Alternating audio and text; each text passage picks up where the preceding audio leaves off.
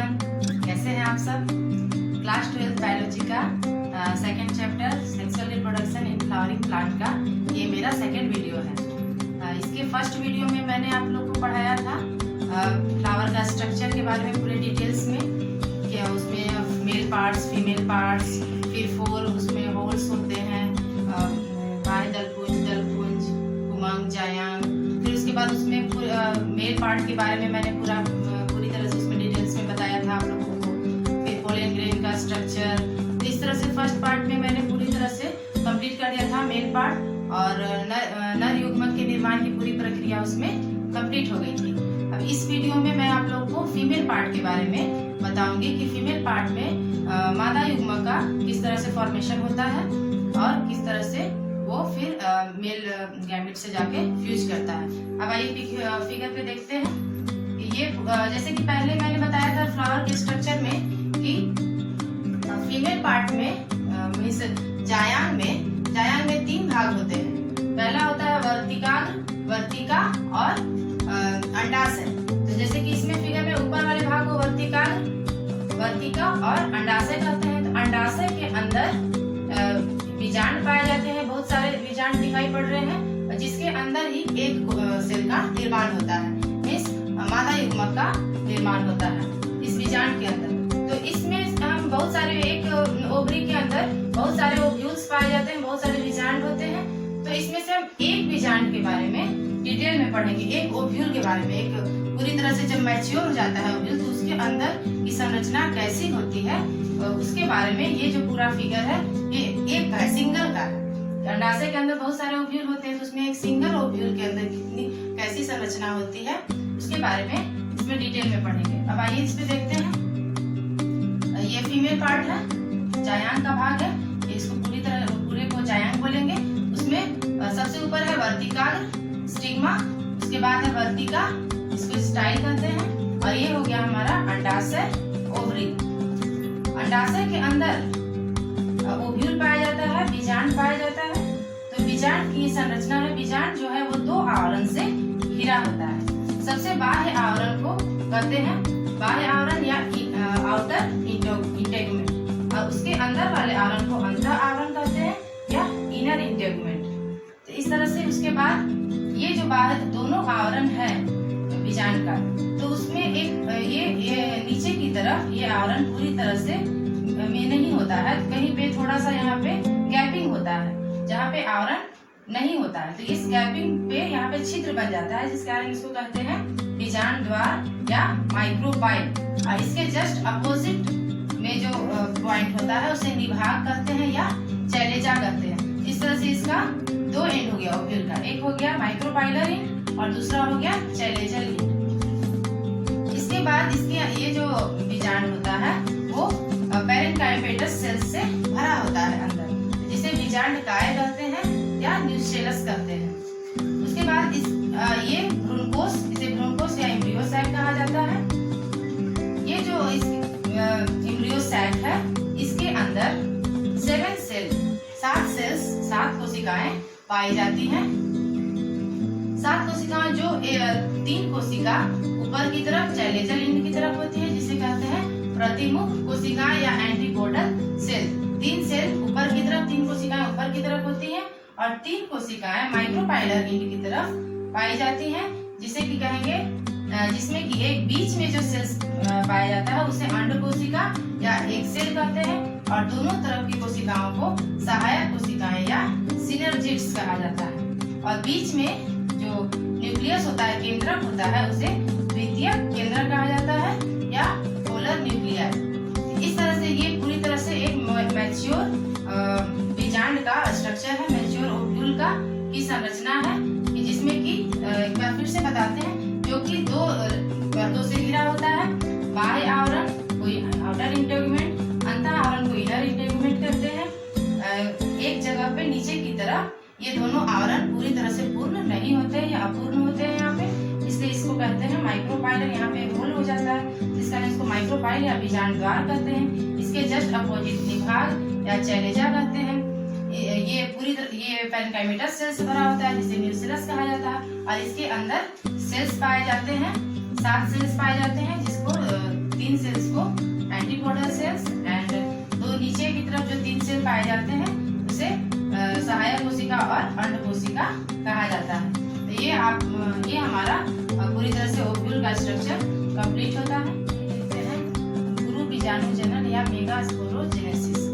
जैसे कि mail cavity जब बना रहे थे तो उसमें क्या था, लघु बीजाणु जनन मीन्स नर युग्मक को बोलते हैं लघु बीजाणु और मादा युग्मक को कहते हैं गुरु बीजाणु, माइक्रोस्पोर एंड मेगास्पोर।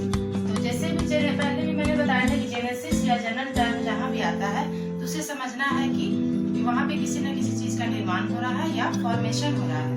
तो यहाँ हम फीमेल पार्ट की बात कर रहे हैं, फीमेल गैमेट बनाने वाले हैं, इसलिए यहाँ पे पढ़ेंगे गुरु बीजाणु जनन मेगास्पोरोजेनेसिस मीन्स गुरु बीजाणु या मादा युग्मक के निर्माण की प्रक्रिया को कहते हैं गुरु बीजाणु जनन। जैसे कि लघु बीजाणु जनन था तो उसमें क्या बन रहा था, पोलन ग्रेन या परागकण के बनाने की प्रक्रिया को कह रहे थे लघु बीजाणु जनन।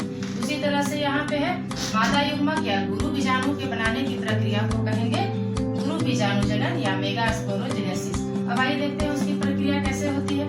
तो गुरु बीजाणु में अधस्तरीय कोशिकाएं होती हैं, जो कि अधस्तरीय कोशिकाएं समसूत्री विभाजन होता है। समसूत्री विभाजन के द्वारा दो प्रकार की कोशिकाएं बनती है। पहली हो गई भित्तीय कोशिका और दूसरी बीजाणु जनन कोशिका। भित्तीय कोशिका में कोई परिवर्तन नहीं होगा, वो वैसा ही रहेगा, परंतु बीजाणु जनन कोशिकाएं हैं जो स्पोरोजिनस सेल्स जो हैं वो बिना विभाजन के ही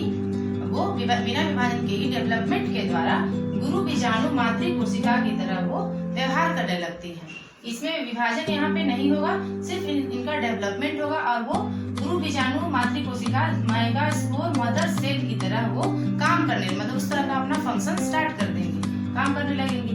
इस तरह से गुरु बीजाणु मातृ कोशिका या मेगास्पोर मदर सेल में अर्धसूत्री विभाजन होगा। अर्धसूत्री विभाजन के द्वारा चार तरह के सेल्स बनेंगे, जो कि पहले भी मैंने समसूत्री विभाजन और अर्धसूत्री विभाजन, इसमें एक चीज क्लियर कर लेने की जरूरत है कि समसूत्री विभाजन जब भी होता है तो उसमें क्रोमोसोम की संख्या गुणसूत्र की संख्या बराबर रहती है, उतनी ही रहती है। कोई भी कोशिका में जितने भी गुणसूत्र हैं उसके अंदर विभाजन के बाद जो नई कोशिका बनेगी उसमें उतने ही सेल्स रहेंगे बराबर। लेकिन जब अर्धसूत्री विभाजन होगा तो उसमें क्या होगा कि जब भी कोशिकाएं बनेंगी तो अर्धसूत्री विभाजन के द्वारा जो भी सेल्स बनेंगे तो वो उसमें कोशिकाओं की संख्या आधी हो जाएगी। अब आइए देखते हैं गुरु बीजाणु जनन में आगे बढ़े।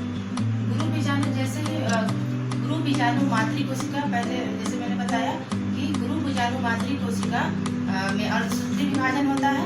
अर्धसूत्री विभाजन के बाद अगुणित चार सेल्स बनते हैं जो कि अगुणित होते हैं, फ्लूइड होते हैं, इसे गुरु बीजाणु कहते हैं। तो चार गुरु बीजाणु बनते हैं, जिसमें कि तीन गुरु बीजाणु जो है वो नष्ट हो जाते हैं और एक जो है वो फंक्शन करता है, एक कार्य करने लगता है। तो इसमें एक जो लास्ट में एक बचा वो उसमें फिर से समसूत्री विभाजन, अब अर्धसूत्री विभाजन नहीं होगा, अब समसूत्री विभाजन होगा। तो एक जो बचता है तो वो उसमें पहले समसूत्री विभाजन होगा। समसूत्री विभाजन के द्वारा दो सेल्स बनते हैं, दो कोशिकाएं बनती हैं ओव्यूल के अंदर। तो ये दो कोशिकाएं इस तरह से बनेंगी। अब इन दो कोशिकाओं में फिर से समसूत्री विभाजन होगा, फिर से समसूत्री विभाजन हुआ तो एक से फिर दो बनेंगी। इस तरह से हमारे पास चार कोशिकाएं बन गई। इन कोशिकाओं में फिर से समसूत्री विभाजन होगा। समसूत्री विभाजन के बाद अब ये दो से फिर से चार, दो यहाँ थी और दो यहाँ, दोनों दो कोशिकाओं में विभाजन होगा, जिससे कि चार यहाँ। इस टोटल हमारे पास 8 कोशिकाएं बनकर तैयार हुई। मीन्स एक जो गुरु बीजाणु बना था जो फंक्शन कर रहा था उससे टोटल 8 कोशिकाएं समसूत्री विभाजन के द्वारा बनती है। अब इन 8 कोशिकाओं में अरेंजमेंट होगा, ये अरेंज हो जाएंगी एम्ब्रियो सेल के अंदर कि ये कौन सी कोशिकाएं किधर जाएंगी। इसका अरेंजमेंट के बाद ये इस तरह का स्ट्रक्चर हमें दिखाई पड़ता है, जिसमें 3 जो कोशिकाएं हैं वो चैलेंजर इंड की तरफ चली जाएंगी। वैसे कि मैंने स्ट्रक्चर में डिटेल में बताया, एक माइक्रोपाइलर इंड है ये और ये चैलेंजर इंड है। तो 3 जो कोशिकाएं हैं वो निभाग की तरफ अरेंज होती हैं। इन तीनों कोशिकाओं को प्रतिमुख कोशिका कहते हैं, एंटीपोडल सेल। उसके बाद नीचे की तरफ माइक्रोपाइलर इंड की तरफ 3 कोशिकाएं अरेंज होंगी, जिसमें कि 2 दो अगल बगल की जो दो कोशिकाएं हैं उसको कहेंगे सहायक कोशिका या सिनर्जिड्स, और बीच में जो सेल्स में पाए जाते हैं उस सेल को कहेंगे अंड कोशिका या एग सेल्स। मतलब यही सेल जो है वो फीमेल गैमेट है, मादा युग्मक की तरह कार्य करता ये अंड कोशिका है जो कि मेल गैमेट से फ्यूज करेगा, मेल गैमेट के साथ जिसका संलयन होगा वो अंड कोशिका है। उसके बाद बीच में दो कोशिकाएं बीच में आ जाएंगी जिसको भी कहेंगे कि द्वितीय केंद्र। तो इस तरह से ये एक मैच्योर पूरी तरह से विकसित ओव्यूल का बीजांड का स्ट्रक्चर है। इस बीजांड के अंदर अब हम देखते हैं इस बीजांड एक मैच्योर बीजांड के अंदर क्या क्या पाया जाता है। एक मैच्योर बीजांड के अंदर 7 कोशिकाएं पाई जाती हैं टोटल, 3 ऊपर 3 नीचे और 2 बीच में। मतलब ये 7 सेल स्ट्रक्चर होता है, 7 सेल इसको कर सकते हैं। 7 कोशिकाएं पाई जाती हैं, परंतु इसके अंदर न्यूक्लियस कितने हैं? न्यूक्लियस इसमें 8 है, क्योंकि यहाँ जो द्वितीय केंद्रक है इसमें 2 केंद्रक पाए जाते हैं। 2 कोशिकाएं आपस में फ्यूज रहती हैं, 2 कोशिकाएं आपस में सटी हुई रहती है, लेकिन इसके अंदर न्यूक्लियस तो 2 है, केंद्रक 2 होता है, इसलिए हम इसको 8 न्यूक्लिएटेड कहते हैं।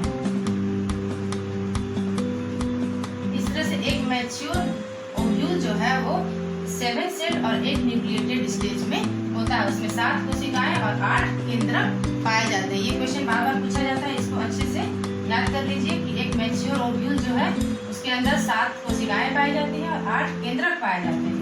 अब हम देखेंगे कि कैसे जो मेल गैमेट 2 मेल गैमेट बनता है, परागकण के अंदर 2 मेल गैमेट बनता है। वो 2 मेल गैमेट किससे किससे फ्यूज करते हैं? तो पहला जो मेल गैमेट है वो इससे अंड कोशिका से आके फ्यूज करेगा और दूसरा मेल गैमेट जो है वो द्वितीय केंद्रक से फ्यूज करेगा।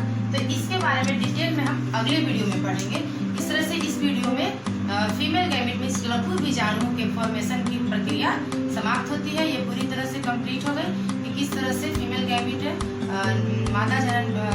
मादा युग्मक का किस तरह से निर्माण होता है और कितने सेल्स पाए जाते हैं ओव्यूल के अंदर। इस वीडियो के अंदर हम लोगों ने इसको डिटेल में पढ़ लिया है। अगले वाले वीडियो में मैं आपको बताऊंगी कि मेल गैमेट और फीमेल गैमेट किस तरह से फ्यूज करते हैं, और एक और टर्म आता है परागन।